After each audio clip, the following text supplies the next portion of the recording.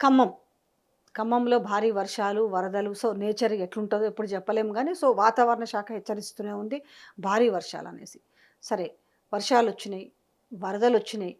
కానీ పట్టించుకునే నాథుడు లేదని అక్కడున్న వాళ్ళు ఆక్రోదనలు, ఆవేదన చెందుతూ ముగ్గురు మంత్రులున్నారు. ఏమిటికి ముగ్గురు మంత్రులు? సీఎం ఎందుకు అనేసి పాపం ప్రతి ఒక్కరు గూడా సామాన్యులు గూడా ప్రశ్నిస్తున్నారు. గగ్గోలు పెడుతున్నారు. ఎందుకు? యంత్రాంగం గాని, మంత్రులు గాని అంటే ఇక్కడ మనం దేన్ని ప్రశ్నించాలి? చిత్తశుద్ధా? కేర్‌లెస్సా? ఏమి లేదనుకో అంటే ఎట్లా వాళ్ళ మీద కనీసం ఒక జాలిన లేకపోవడమా? ఏందసలు? ఇప్పుడు ఏదైనా ప్రజలు ఇబ్బందుల్లో రాకుండా చూడడం ఒకటి. ఇబ్బందులు అనివార్య పరిస్థితుల్లో వచ్చినప్పుడు ముందస్తుగా చేసే కార్యక్రమాలు రెండవది. ముందస్తుగా చేసిన దాంట్లో ఏ మేరకు చేస్తున్నాం అనేది మూడవ అంశం. ఆ? తర్వాత ఏ మేరకు బాధపడుతున్నారు చేసినా అనేది నాలుగవ అంశం. అంతే కదా? మరి ఇబ్బందుల్లో ఉన్నప్పుడు జాలి అనేది మానవీయ కోణం. నష్టపోతాం. వచ్చి పరామర్శిస్తే కనబడితే ఓ మా నాయకుడు మా ఎంబడి ఉన్నాడు అనే తృప్తి మిగులుతుంది. ఇప్పుడు పరామర్శించడానికి పోతేనేమో దాడి చేసిరి. మళ్ళీ మీదికెళ్ళట ఏదన్నా జరిగితే ఫస్ట్ ప్రతిపక్షాలు పోయి పోవాలట. అదే మరి పోతే దాడి చేస్తారన్నట్టుగా ఇవాళ పోయిరు కదా. ఇప్పుడు హరీష్ రావు గారు కానీ లేకపోతే జగదీష్ రెడ్డి కానీ సబితమ్మ కానీ ఆ పోయిన ఇంకో అతని కాలు కూడా ఎరిగింది. దాడి సంతోష్ రెడ్డి అనే వ్యక్తి కాలు. మళ్ళీ దాడులు ఎందుకు? ఒక విధంగా ఆడ ఒక అల్లకొల్లోలమైన పరిస్థితి ఉంది. సరే, వాళ్ళు ఆదుకోవడానికో పరామర్శించడానికో మేమున్నామన్న ఒక భరోసా ఇవ్వడానికి వెళ్ళినప్పుడు ఈ దాడిని ఏ విధంగా చూడొచ్చు? దాడిని ఎట్లాగూ నేను అమానవీయ కోణం, పొలిటికల్గా బెదిరించడం కోసం చేసే ఎత్తుగడ. వాళ్ళు పోలేకపోయారు, వీళ్ళు వచ్చారు, జనం వాళ్ళని నమ్ముతారేమో, మనల్ని తిడతారేమో అనే భయంతో రాజకీయ కక్షతో చేసే ఈ తిడుతున్నారు ఆల్రెడీ. అదే తిడతారు న్యాచురల్లీ. ఫర్ ఎగ్జాంపుల్ 2007లో అనుకుంటా గోదావరి వరదలు వచ్చినప్పుడు నేను, సబితారెడ్డి, రాజశేఖర్ రెడ్డి గారు వచ్చి వెళ్ళిపోయారు. మేము 8 రోజులు అక్కడ ఉన్నాం. మోకాళ్ళలో నీళ్ళు. అప్పుడు ఫోన్లు కూడా లేకుండే, ఓన్లీ వాకీ టాకీలే. సరే, ఏదో చేశాము, అది వేరు, దాని గురించి చెప్పడం అనవసరం. కానీ ప్రజలకు ఉపశమనం కలిగించే విధంగా, బాధలో కూడా నాకున్నారు అనుకునే విధంగా చేయాల్సిన బాధ్యత ప్రభుత్వాలది. తప్పదు. అది కాదు, ఏమైనా తక్కువ చేశారని 1.8% ఓట్లు తక్కువనే, మరింత మేలు చేస్తారనే కదా ఆ ఆశ కల్పించినారు కదా, ఆ ఆశ ప్రజల మనసుల్లో నిలిపారు కదా. అది చేస్తున్నారా? వేరు. అది ఎట్లాగూ చేయట్లేదు, అది ఎట్లాగూ పోతుంది. ఇట్లాగే కష్ట సమయంలో మాకున్నారు అనుకునే వాళ్ళతోటే కొంత సానుభూతి పెరుగుతుంది. ఆ సానుభూతి లేకుండా పోయింది. మీరు ప్రభుత్వంలో ఉండి కూడా నిర్లక్ష్యం అనేది మరింత కను, అది నిప్పులో ఉప్పేసినట్టు బేసికలీ. అంతే కదా? ప్రభుత్వంలో ఉండి కూడా మాకు సాయం చేయలేదు, మా దగ్గర రాలేదు అనేది నిప్పులో ఉప్పేసినట్టు. ఇప్పుడు ప్రతిపక్షాలుగా మనం నిప్పుల మీద నీళ్ళు చల్లే విధం ఇది. పాపం ఇవాళ బీఆర్ఎస్ నాయకులంతా వెళ్ళారు. ఏంటిది? అది నిప్పుల మీద కొద్దిగా నీళ్ళు చల్లడానికి కోసం బయట పని. ఏదో వెంటనే ఏదో అయిపోతుందని కాదు కదా. ప్రతిపక్షమైన, ప్రభుత్వపక్షమైన, పాలకపక్షమైన ప్రజల కోసం చేస్తున్నాం అనే ఆలోచనతోటే కదా రాజకీయాలు. మరి ఆ రాజకీయాలు లేక ప్రభుత్వంలో ఉన్నామని విర్రవీక్కుంటూ ఎక్కడో కూర్చుంటే ప్రజలు సహిస్తారా? దాన్ని మీరు లాను మీ చేతిలో తీసుకొని దాడులు చేస్తే ఇది మంచిదా?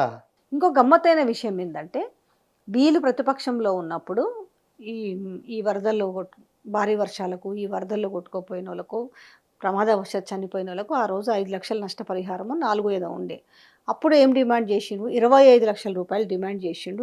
ఇదే ముఖ్యమంత్రి, ఇదే పిసిసి ప్రెసిడెంట్గా ఉన్న రేవంత్ రెడ్డి. అప్పుడు చనిపోయిన మామూలుగా సామాన్లకు వాళ్ళకి 10,000, వాళ్ళకు 50,000, 25,000 ఇవ్వాలన్నారు. ఈరోజు గవే పైసలు, గవే 10,000 ప్రకటించారు కదా. ఎందుకు ఇంత నాలిక మడత ధోరణి, లేదంటే స్ప్లిట్ పర్సనాలిటీ అంటాం ఎందుకు? అంటే ఒకప్పుడు అంటే పట్టించుకోలేదేమో, ఇవాళ సోషల్ మీడియా ఉంది. నువ్వు ఆనాడు ఏం మాట్లాడినావో ఈనాడు ఏం మాట్లాడుతున్నావో అందరికీ యాదుకుంది కదా. 25 లక్షల రూపాయలు అన్నవాడు కనీసం పోయిన దానికి దీనికి ఒక 50%, ఇంకొక 5 పెంచవచ్చు కదా. ఇదే ఈటల రాజేంద్ర అడిగితే 50 లక్షలు ఇవ్వమంటే పోయి కేంద్రం నుంచి తీసుకురమ్మన్నాడు. ఇదే వీళ్ళు ప్రశ్నిస్తూ అంటుండ్రు కదా, ఈయన కాడ మస్తు పైసలు ఉన్నాయి, కేసీఆర్ 2,000 కోట్లు విరాళంగా ఇస్తేంది అని అన్నాడు. ఎట్లా చూడొచ్చు? 2,000 కోట్లు ఇవ్వచ్చు. ఎవరు కేసీఆర్ని అడిగిరా? కేసీఆర్ ఇయ్యాలంట ఎవరు అడిగిండ్రు? ఇప్పుడున్న ముఖ్యమంత్రి. అవునా? ఉమ్. ఆయనే కదా, రేవంత్ రెడ్డి కదా ఆ. అన్నాడా? ఉమ్. ఆహా. ఈయన పుట్టుకెక్కడ? పుట్టిన దగ్గర నుంచి రాజకీయాల్లో రాకముందు ఏం చేశాడు? రాజకీయాల్లోకి వచ్చిన తర్వాత ఏమేం చేస్తున్నాడు? ఆ, ఒక పార్టీ రాష్ట్ర అధ్యక్షుడిగా ఉండి ఏం చేశాడు? ఇప్పుడు ముఖ్యమంత్రి ఏం చేస్తున్నాడు? నిధులు ఎలా సమకూరుస్తున్నాడు? ఇది ఎవరికి తెలీదా? ఆయన ఏమైనా చేశాడా? మీరే అన్నారు అప్పుడు 5 లక్షలు ఉన్నది, ఇప్పుడు ఇదే అంటాడు. అంతకుముందు 25 లక్షలని. ఈ 25 లక్షలని ప్రజలను బోల్తా కొట్టించడం చేసిన ఎత్తుగడ. ఇప్పుడు అధికారంలో ఉండి బాధ్యత ఉండి అబ్బో కేసీఆర్ ఇచ్చిన దానికంటే నేను ఇవ్వలేను అనే ఆ ఆలోచనతోటి బాధతోటి అదే ఇచ్చుకుంటూ మళ్ళీ మీద నుంచి ఈ ఆరోపణలు ఆయన నిమ్మనడు. కేసీఆర్ ఇచ్చిన 5 లక్షలే ఇచ్చుకుంటూ మళ్ళీ మీద నుంచి కేసీఆర్ను అయితే డొనేషన్ ఇవ్వమంటున్నాడు. మస్తు సంపాదించి 1,00,000 కోట్లు సంపాదించి 2,000 కోట్లు. అవునా? ఆయన ఎంత సంపాదించడం నీకు బాగా తెలుసా? నీవు లెక్కబెట్టి పెట్టొచ్చు. అట్లా కాదు, అది కాదు. ఈయనే మొబిలైజేషన్ లేకుండానే రాజకీయాలు నడుపుతున్నాడా? ఆ కేంద్రంలో కానీ ఇక్కడ కానీ అక్కడ కానీ దీనికి సమాధానం చెప్తాడా? రాజకీయాల్లో డబ్బులు లేకుండా ఆయన చేయగలుగుతున్నాడా? నోట్లో ఏలు పెట్టుకొని చేస్తున్నాడా? నోట్లో ఏలు పెట్టుకున్నాడా? జనాలకి కనులేవా? ఎందుకమ్మా ఈ దిక్కువెళ్ళ మాటలు, దీని మీద మాటలు? ఆయన అడుగుతున్నాడు. ఏం మాట్లాడతాడు? ఏం చేశాడు ఆయన? టాపిక్ డైవర్ట్ కాదు టాపిక్ అదే నేను అంటున్నాను. ముఖ్యమంత్రి స్థాయిలో ఉన్నాడు, ఏది మాట్లాడినా అడుగుతుంది. అవతల వాళ్ళ మీద బురదేసి దాటాలి, దాటి బురదలు రాయేసి దాటి నేను పెద్ద వంత కట్టినా అని చెప్పుకోవాలి. వంత దగ్గరికి వచ్చేటోళ్ళు ఎవరు, చూసేటోళ్ళు ఎవరు? బురద కాడికి వచ్చేటోళ్ళు ఎంతమంది, చూసేటోళ్ళు ఎంతమంది? చెప్తే వినేవాళ్ళే కదా, అవునా కదా? చెప్తే వినేవాళ్ళే కదా సోషల్ మీడియాలో. అందుకోసం నీచాతి నీచం. నేను ఈ మాట ఎందుకు అంటున్నానంటే ఐఎమ్ రియలీ ఇది కరోనా సమయంలో నేను నా సంవత్సరం పెన్షన్ విరాళంగా ఇచ్చాను బాధితులు ఆడుకోవడానికి. ఈ అదే ఇప్పుడున్న ఈయన కదా ముఖ్యమంత్రి ఏమైనా ఇచ్చాడా ఎప్పుడన్నా? ఆయన కూడా ఎమ్మెల్యే చేశాడు, పార్లమెంట్ చేశాడు కదా, పెన్షన్ వస్తుంది కదా. ₹1 ఇచ్చాడా? ఇంకెవరికైనా ₹1 సాయం చేశాడా? అయ్యో, ఆయనను చూపించేమో 2,000 కోట్లను అడిగే మనిషి ఎవరయ్యా? చాతనైతే నువ్వు చెయ్యి మొదలు. నువ్వు చేయలేదే? నీ కుటుంబం చేయలేదే? నీతో తిరిగే పెద్ద మనుషులు ఎవరైనా ఇచ్చారా సీఎంఆర్ఎఫ్కి? ఇచ్చారా? అడుగుతున్నాడు. ఇప్పుడా? ఏది ఆయన 2,000 అడిగిన తర్వాత అంటారని అడుగుతున్నాడు. 2,000 కోట్లు ఇవ్వాలట. అదే 2,000 కోట్లు అక్కడ అడిగిండు. అక్కడ అడిగి మరి తనలో నిమ్మంటాడు ఏమన్నా అన్నాడా? ఇప్పటివరకు రాలేదా ఆయన నోటి నుంచి? అంటే వీళ్ళందరూ ఏం సంపాదించుకోలేదు. కాదు, తన పార్టీ నాయకులను కానీ లీడర్లను కానీ మిగతా వాళ్ళని కానీ లేకపోతే తన కుటుంబ సభ్యులు ఏమైనా ఇచ్చారా? ఏ ముఖం పెట్టుకొని మాట్లాడతావా?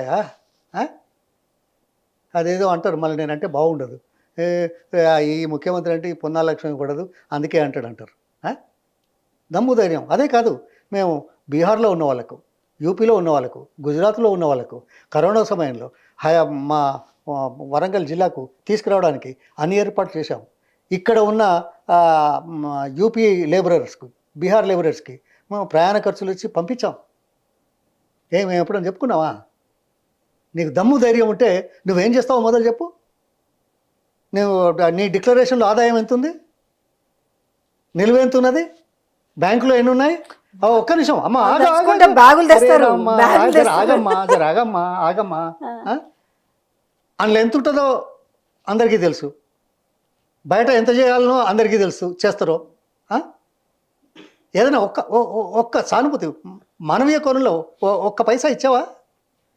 నీకెక్కడిదే హక్కు మాట్లాడడానికి? సిగ్గు లేకుండా మాట్లాడుతున్నావు. మీరు ఇదే పెడతారు కదా, సిగ్గు లేకుండా మాట్లాడిందని టైటిల్.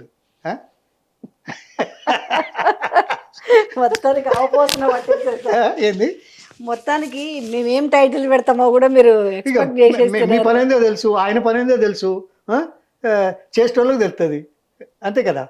ఈ కుచ్చి అడిగి ఏదో తీసి సంచలనం ఉండడానికి మీరు ప్రయత్నం చేస్తారు జనంలో. ఆయన ఏం చేయకుండా నేను ఇది చేస్తున్నా అని చెప్పుకోవడానికి ఆయన చేస్తాడు. కానీ వాస్తవాలు మీకు ఎంత తెలివి తెలుసా మరి? ఆ తెలివి ఎవరికైనా ఉంటుందా? ఇప్పుడు జనాలు ఏందయ్యా నువ్వు అప్పుడేమో ప్రశ్నించినావు కదా 25 లక్షలు ఈ 5 లక్షలు ఏంది 25 లక్షలు ఇవ్వాలన్నావు కదా అదే మరి ఇప్పుడు గదే ఇస్తున్నావు కదా అని మాట పక్కకు పెట్టడానికి ఆ, ఏం మస్తుగునే కదా వాళ్ళ కాడ కేసీఆర్ 2000 కోట్లు ఇవ్వచ్చు కదా సీఎంఆర్ఎఫ్ కని మనకు చేతగానప్పుడు ఓ ఊళ్ళో తెలుసు కదా పని లేనివాడు ఏ, తాగుబోతులు అంటారు, మాట చెప్తున్నా. ఆ తాగుబోతులు కాదు, కొంతమంది తాగరు కూడా. కూర్చొని వచ్చేటోని పోయేటోని వీడెత్తరా వాడెత్తరా అంటుంటాడు. అవును ఎవడన్నా చూసి చూసి ఒక్కటి దెబ్బేస్తే కింద పడతాడు. కింద పడ్డాక లేచి తువాల దొరుకుకొని మీ చేసుకొని ఏం చేస్తాడు తెలుసా? రేయ్ నువ్వు ఇప్పుడంటే ఏదో అన్నావు, నువ్వు మళ్ళరా నీ సంగతి చూస్తా అంటాడు. ఇవాళ ఈ ముఖ్యమంత్రి పని గట్లున్నది. సారీ, ఎందుకంటే జనాలకు అర్థం కావడానికి చెప్పిన. ఓకే సార్ ఆయనను ఒక ముఖ్యమంత్రిని అవమానకరంగా మాట్లాడడం నా ఉద్దేశం సీట్లో ఉన్నందుకు వ్యక్తిగతంగా సంబంధించిన విషయాలు కావు. ఎవరు మాట్లాడినా కూడా జరుగుతున్న విషయాన్ని ఈరోజు పాపం ఖమ్మంలో ఇలా చూస్తే 2 రాష్ట్రాల పరిస్థితి ఎట్లుందో అర్థమవుతుంది. ఆడ అన్నమో రామచంద్ర ఇలా చూస్తే కళ్ళకు నీళ్ళు వస్తున్నాయి. విజయవాడలో ఎన్ని ఫుడ్ ట్రక్లు వచ్చినా కూడా ఇట్లా ఇసిరేస్తుంటే ఒకరికి దొరికి ఒకరికి దొరకక ఆ పరిస్థితి చూస్తుంటే చాలా ఘోరంగా ఉంది. ఎవరికైనా ప్రతి ఒక్కరికి హృదయం స్పందిస్తుంది. ఇక్కడ ఇంకోటి వాతావరణ పెద్దలు ఇది ఉన్నారు కదా, వాళ్ళు వార్నింగ్ ఇస్తున్నారు కదా, అవును దానికి పర్యవసానంగా మనం అలర్ట్ ప్రభుత్వ పరంగా మానవీయ కోణంలో అలర్ట్ కావాలి కదా. నువ్వు చేయకపోతే ఏమైనా కమిషన్ ఇద్దామా? పర్యావరణ శాస్త్రజ్ఞులు తప్పు చెప్పారు, లేకుంటే దీనికోసమే చేశారు, ఈయన బదనాం చేయడానికి చేసినారు అని వేద్దామా? ఒప్పుకుంటారా? Thank you so much sir. Thank you.